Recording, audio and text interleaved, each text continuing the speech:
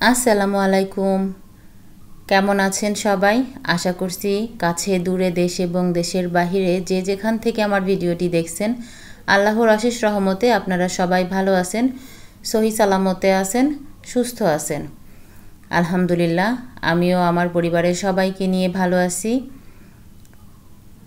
আজকে কিন্তু আমার সাহেব বাসায় চলে এসেছেন, আর এতদিন ধরে যে টেনশন ভোগ করেছি সেই টেনশনের আজকে অবসান হয়েছে আর কি। তো যে টেনশনটা ভোগ করতেছিলাম সেটা হলো দেশের যে এই ভয়াবহ অবস্থা গেল, আর এই ভয়াবহ অবস্থাতে প্রত্যেকটা মানুষের মনে একটা আতঙ্ক তৈরি হয়েছিল। তার মধ্যে স্টুডেন্ট যারা মাঠে নেমেছিলেন তাদের পরিবারের লোকজনগুলো এমন হতাশাভুক্ত হয়েছিলেন, আর এই আমাদের মতো পুলিশ পরিবার যারা তারা হচ্ছে টেনশনে ছিলেন আর কি। তো আজকে সেই টেনশনের অবসান হলো। এতদিন পর সমস্ত সব কিছু মিটমাট হয়ে গেছে, আর এই তো আপনাদের ভাইয়া আজকে বাসায় আসতে পারলেন। তো 15 তারিখ পর্যন্ত যে একটা ছুটি ছিল আর কি, যে যারা কর্মে যোগদান করে নাই তারা হচ্ছে কর্মে যোগদান করবে 15 তারিখ থেকে, এমন একটা কথা বলেছিল। তো সেই 15 তারিখের আগেই আপনাদের ভাইয়া একটু বাসায় আসছিল, এসে ঘুরে গেল। তো ওই সময় কিন্তু আসতে চেয়েছিলেন, কিন্তু ওই সময় দেশের অবস্থা এত ভয়াবহ ছিল যে আমিও সাহস করে তাকে বলি নাই। সে বলেছিল একবার যে আমি চলে আসব, চাকরি ছেড়ে চলে আসবো আর কি, এমন কথা বলেছিল। কিন্তু আমি তাকে বলেছিলাম যে না, তুমি চাকরি ছাড়ার প্রসঙ্গটা তো পরে, কিন্তু এই মুহূর্তে তুমি ওখান থেকে বের হবা না। তার কারণ হচ্ছে এই মুহূর্তে যদি তুমি ওখান থেকে চলে আসো, আর চলে আসার সময় রাস্তায় যদি আল্লাহ না করুক কোনো রকম কোনো প্রবলেম হয়, তাহলে ওটা ওটা আর কি মেনে নেওয়া খুব সমস্যা আর কি। ওটা মেনে নেওয়া যাবে না, কষ্ট হয়ে যাবে ওটা মেনে নেওয়া, যে ওখান থেকে কেন বের হলে আর কেনই বা বিপদের সম্মুখে পড়লে।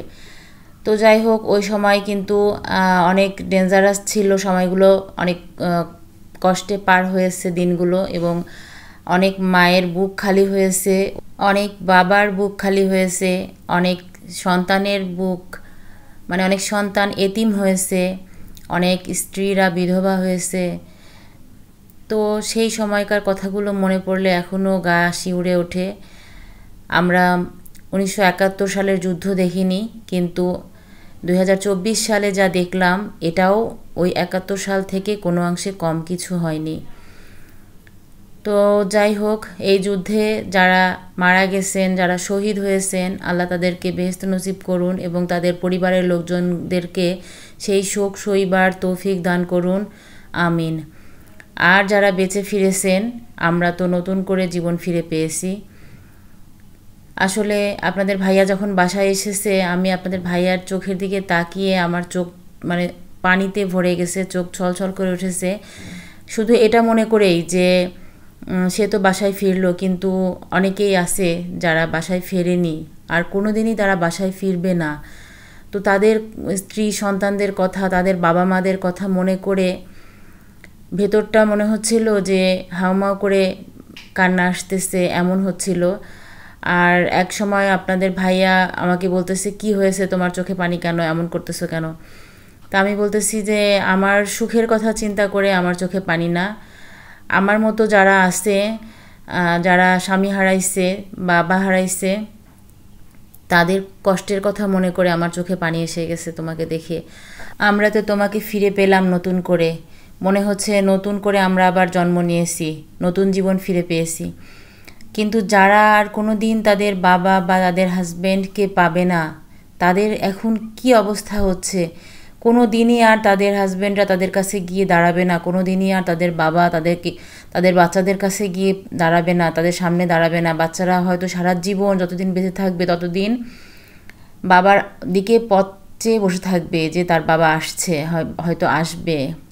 কারণ তারা তো, বাবা তো কোনো স্ত্রী সন্তানদের কাছ থেকে এভাবে বিদায় নিয়ে যায়নি বাসা থেকে যাওয়ার সময়। হঠাৎ করেই যে তারা এভাবে থেকে যাবে আর কোনো দিনই ফিরে আসবে না, এজন্য তো তারা প্রস্তুত ছিল না। যেমন স্টুডেন্টরা শহীদ হয়েছেন, তাদের মা বাবা ভাই বোনরা কোনো দিন তাদেরকে আর ফিরে পাবে না, ঠিক তেমনি আমাদের মতো অনেক পুলিশ পরিবার আছে যারা তাদের স্বামীকে হারিয়ে, বাবাকে হারিয়ে সারা জীবনের জন্য এতিম হয়ে গেল। তো যাই হোক, এসব কথা যখন একা থাকি আর মনে করি তখন কিন্তু আমার ভেতর যে কী হয় সেটা আমি আসলে আপনাদেরকে বলে বোঝাতে পারবো না। এ কষ্ট আসলে সইবার মতো না। জীবনের অর্ধেকে এসে বা জীবনের শুরুতেই জীবনটা ঝরে গেল, শেষ হয়ে গেল। কত মানুষের কত স্বপ্ন, কত আশা আকাঙ্ক্ষা, ভেঙে গেল কত মন। এক যুদ্ধে বা একজনের আসন বজায় রাখতে গিয়ে সে এভাবে করে কত হাজার হাজার লাখো লাখো মানুষের স্বপ্ন ভেঙে চুরে চুরমার করে দিল আর কি। তো এমনটা আমরা কখনো আশা করিনি, বা এমন পরিস্থিতির জন্য আমরা কেউ প্রস্তুত ছিলাম না। এমনটা কেন হয়ে গেল, এমন কিছু আসলে আমাদের জন্য কাম্য না। আমরা স্বাধীন দেশের স্বাধীন মানুষ, আমরা সব সময় চাইব স্বাধীনভাবে বেঁচে থাকতে। তো আপনাদের ভাইয়াদের কিন্তু দাবি ছিল, 11 দফা দাবি ছিল যে তারা আর কখনো কোনো সরকারের আওতাভুক্ত হয়ে থাকবে না। তারা স্বাধীন পুলিশ, স্বাধীনভাবে জীবনযাপন করবে। তারা কোনো নেতাদের আওতাভুক্ত হবে না, কোনো নেতার পায়ের নিচে পড়ে থাকবে না। তো আলহামদুলিল্লাহ তাদের এই দাবিগুলো সব মেনে নিয়েছেন এবং বলেছেন যে তাদের যদি আরও কোনো দাবি থাকে তো সেই দাবিগুলোও তারা মেনে নেবেন। তারপরেও তারা যেন কর্মে আর কি যোগদান করে, সেভাবেই তাদেরকে ডেকে নেওয়া হয়েছে।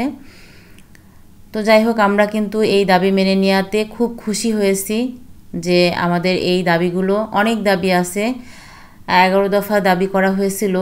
তো প্রত্যেকটা দাবি সুন্দরভাবে মেনে নিয়েছেন, আর আমরা এই দাবিগুলো মেনে নেওয়াতে খুবই উপকৃত হয়েছি। ইনশাল্লাহ আগামীতে আমাদের এই যাত্রা অনেক সুন্দর হবে এবং যারা আগামী প্রজন্ম তাদের জন্য অনেক ভালো হবে এটা। তো আপনাদের ভাইয়া কিন্তু অনেক বাজার করে নিয়ে আসছে। এই বাজারগুলো কিন্তু তার অনেক আগেই করা ছিল। সে এই মাছগুলো কিনছে গত মাসের প্রায় 15 তারিখের দিকে, কিন্তু 10 থেকে 15 তারিখের মধ্যে আর কি এই বাজারগুলো করছে। কিন্তু সে বাজারগুলো সে নিয়ে আসতে পারেনি আর কি বাসায়, তার আগেই শুরু হয়ে গেছে এমন অবস্থা। সে প্রত্যেক মাসের শুরুতেই বাজারগুলো করে, আর একবার করে ওই এলাকায় তো হচ্ছে অনেক পানি, আর ওখানে অনেক ভালো মাছ পাওয়া যায়, যার কারণে আমরা এখান থেকে মাছ খুব কমই কিনি, আর ওখান থেকে মাছটা নিয়ে আসে।